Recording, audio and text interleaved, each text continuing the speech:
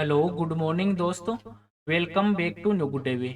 आज दोस्तों 26 जनवरी 2023 और 26 जनवरी 2023 से संबंधित जो भी डेली करंट अफेयर्स के जो क्वेश्चन बनते हैं इन्हें हम आज डिटेल से डिस्कस करेंगे।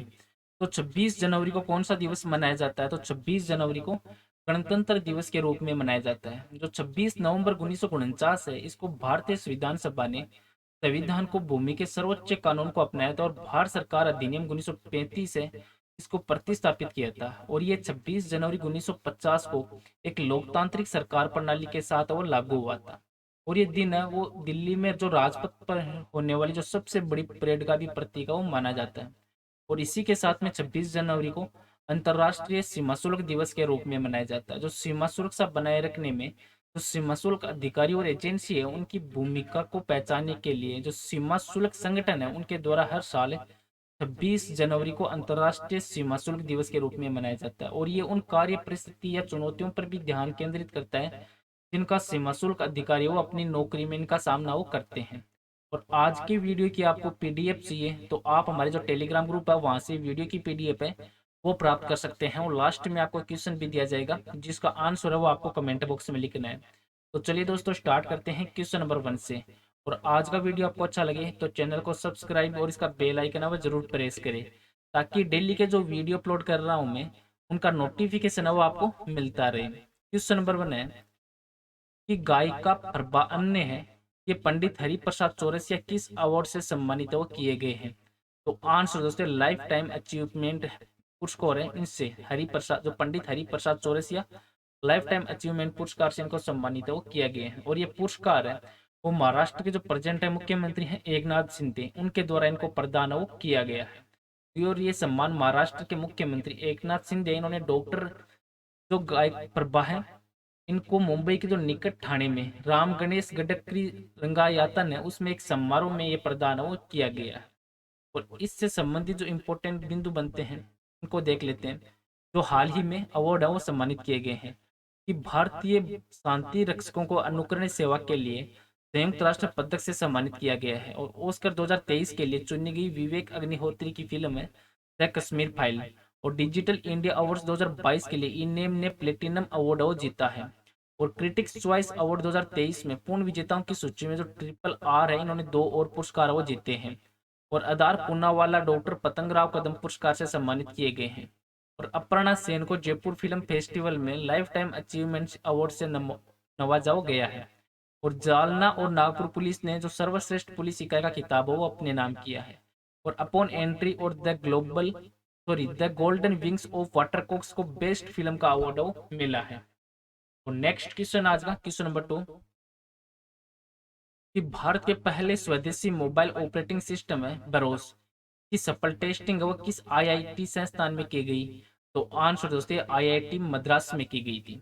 तो आईआईटी मद्रास की इंक्यूबेटेड फर्म है तो इस ऑपरेशन में भारत के सबसे स्वदेशी मोबाइल है पहले स्वदेशी मोबाइल ऑपरेटिंग सिस्टम है ब्रोस इसका निर्माण किया। और इसकी टेस्टिंग है वो केंद्रीय शिक्षा मंत्री धर्मेंद्र प्रधान और केंद्रीय संचार मंत्री हैं अश्विनी वैष्णव इन्होंने संयुक्त रूप से जो स्वदेशी मोबाइल ऑपरेटिंग सिस्टम है ब्रोस की टेस्टिंग वो की है। और इसे भारत के मोबाइल ऑपरेटिंग सिस्टम में के जो क्षेत्र है उसमें सबसे बड़ी उपलब्धि के रूप में देखा जा रहा है। जो भरोस है वो ऑपरेटिंग सिस्टम भारत में 100 करोड़ जो स्मार्टफोन उपयोगकर्ता है उनको लाभ वो पैसे पहुंचाएगा। और इसका निर्माण भारत सरकार की जो वित्त पोषित परियोजना के तहत है वो किया गया है। अब ये भरोस है क्या इसको देख लेते हैं। तो भरोस एक स्वदेशी मोबाइल ऑपरेटिंग सिस्टम है। और इस मोबाइल ऑपरेटिंग सिस्टम को भारतीय प्रौद्योगिकी संस्थान मद्रास है इसके इंक्यूबेटेड फर्म के द्वारा विकसित है वो किया जा रहा है। और इस ओएस को लेकर भारत के 100 करोड़ मोबाइल फोन यूजर्स को लाभ पहुंचाने का दावा भी किया जा रहा है। और इस ओएस की खास बात यह है कि यह हाईटेक सिक्योरिटी और प्राइवेसी के साथ आता है। यानी इस मोबाइल ऑपरेटिंग सिस्टम में यूजर्स को उनकी ज़रूरतों के अनुरूप ऐप चुनने और उपयोग करने के लिए अधिक स्वतंत्रता नियंत्रण और लचीलापन मिलता है। और भरोस को एक commercial of the self device पर इंस्टॉल वो किया जा सकता है। नेक्स्ट क्वेश्चन है क्वेश्चन नंबर 3 कि नासा ने एजेंसी के सस्टेनेबल फ्लाइट डिमोन्स्ट्रेटर प्रोजेक्ट के लिए किस कंपनी को $425 मिलियन प्रदान किए हैं? तो आंसर दोस्तों बोइंग को प्रदान किए हैं। जो नासा ने बोइंग कंपनी है इसकी एजेंसी के सस्टेनेबल फ्लाइट डिमोन्स्ट्रेटर प्रोजेक्ट के लिए $425 मिलियन वो प्रदान किए हैं। और इस परियोजना के तहत जो बोइंग है वो नासा के साथ पूर्ण पैमाने पर एक प्रदर्शनकारी विमान बनाने और परीक्षण करने और उड़ाने के लिए काम करेगा, और उत्सर्जन को कम करने के उद्देश्य से जो प्रौद्योगिकी है उनको मान्यता भी प्रदान करेगा। नेक्स्ट क्वेश्चन है क्वेश्चन नंबर 4 कि 25 जनवरी को कौन सा राज्य वो अपना 53वां स्थापना दिवस है वो मनाया है। तो आंसर दोस्तों ये हिमाचल प्रदेश राज्य के द्वारा मनाया गया है। जो हिमाचल प्रदेश है इन्होंने 25 जनवरी 2023 को पूरे राज्य में अपना 53वां स्थापना दिवस है वो हर्षोल्लास के साथ मनाया है। और ये जो 1971 में इसी दिन हिमाचल प्रदेश है वो भारत का 18वां राज्य बना था। और पूर्ण जो राज्यत्व दिवस का राज्य स्तरीय समारोह है हमीरपुर जिले में आयोजित वो किया गया था, जहाँ पर हिमाचल प्रदेश के जो मुख्यमंत्री हैं सुखविंदर सिंह सुक्खू, इन्होंने राष्ट्रीय ध्वज वो फहराया और विभिन्न टुकड़ियों के द्वारा जो प्रस्तुत मार्च पास्ट की सलामी भी यहाँ पे ली गई थी।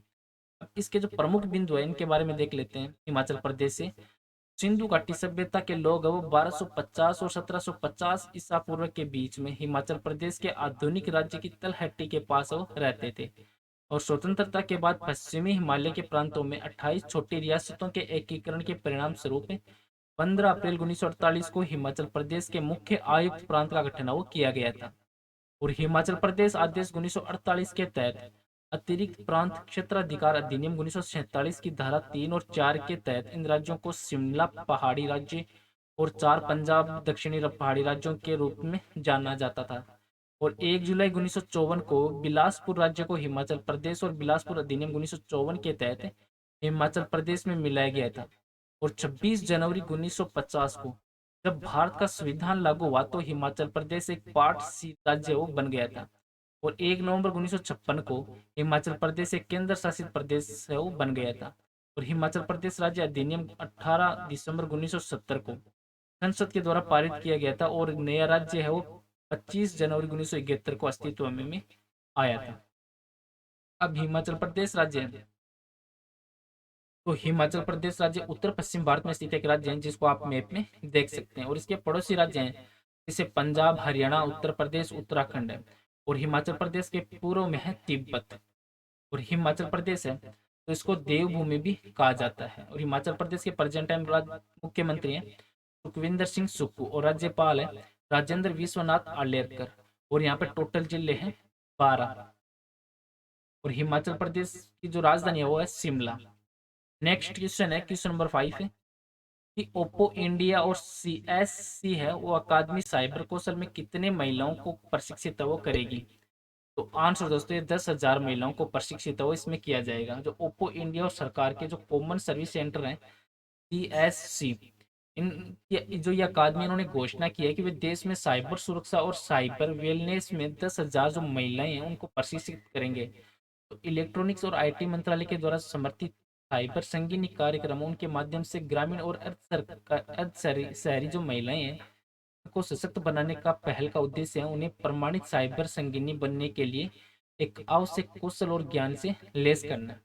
अब इसके जो मुख्य बिंदु हैं इनके बारे में देख लेते हैं कि 45 दिवसीय पाठ्यक्रम के पूरा होने के बाद प्रतिभागियों को राष्ट्रीय इलेक्ट्रॉनिक्स और सूचना प्रौद्योगिकी संस्थान से एक प्रमाण पत्र प्राप्त होगा जो उनके इलाकों में रोजगार और आजीविका के अवसरों के द्वारा वो खोलेगा।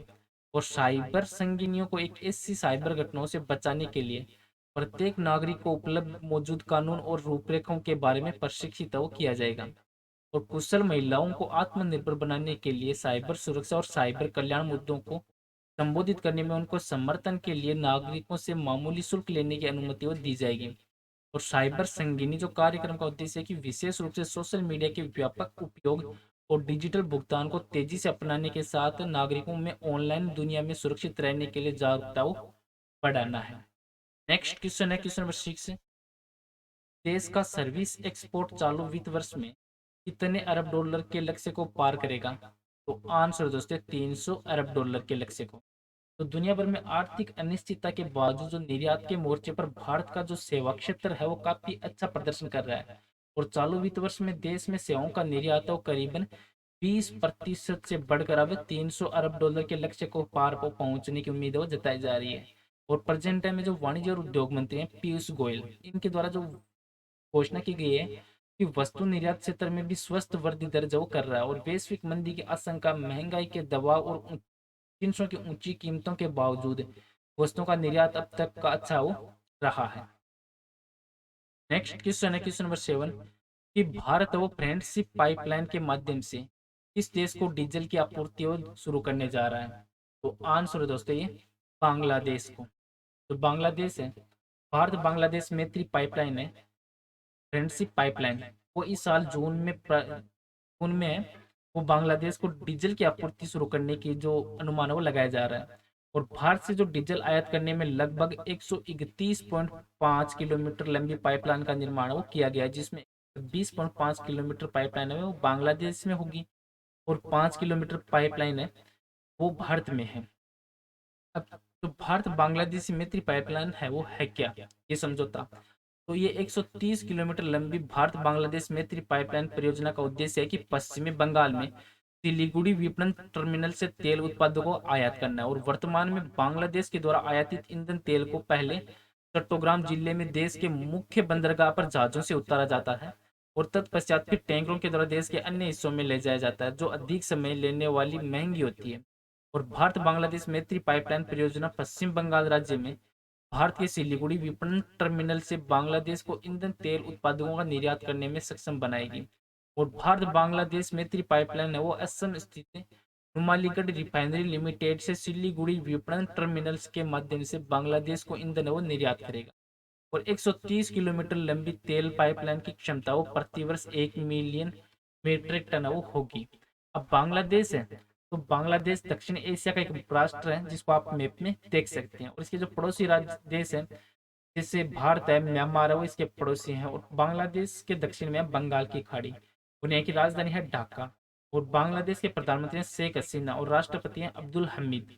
और यहाँ के प्रेजेंट टाइम अध्यक्ष है बांग्लादेश के शिरीन शर्मिन चौधरी, और यहाँ की मुद्रा है टका। नेक्स्ट क्वेश्चन है क्वेश्चन नंबर 8, कि श्रीलंका के ऋण पुनर्गठन कार्यक्रम का समर्थन करने वाला पहला देश है वो कौन सा है? तो आंसर दोस्तों भारत है।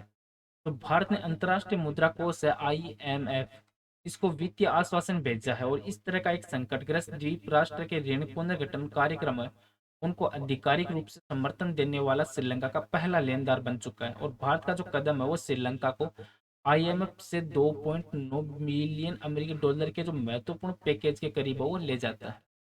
नेक्स्ट क्वेश्चन है क्वेश्चन नंबर 9, कि भोपाल घोषणा पत्र वो किस बैठक के बाद शुरू किया गया है जो हाल ही में खबरों में चल रहा है? तो आंसर दोस्तों G20 के बाद।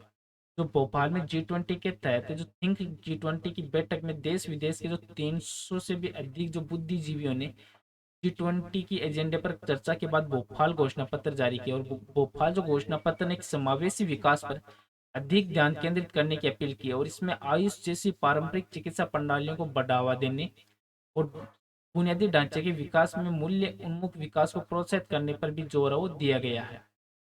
नेक्स्ट क्वेश्चन है क्वेश्चन नंबर 10, कि किस देश की जनसंख्या में 61 वर्षों में पहली बार लगभग 8,50,000 की गिरावट के साथ वो कमी आई है? तो आंसर दोस्तों चीन देश के साथ।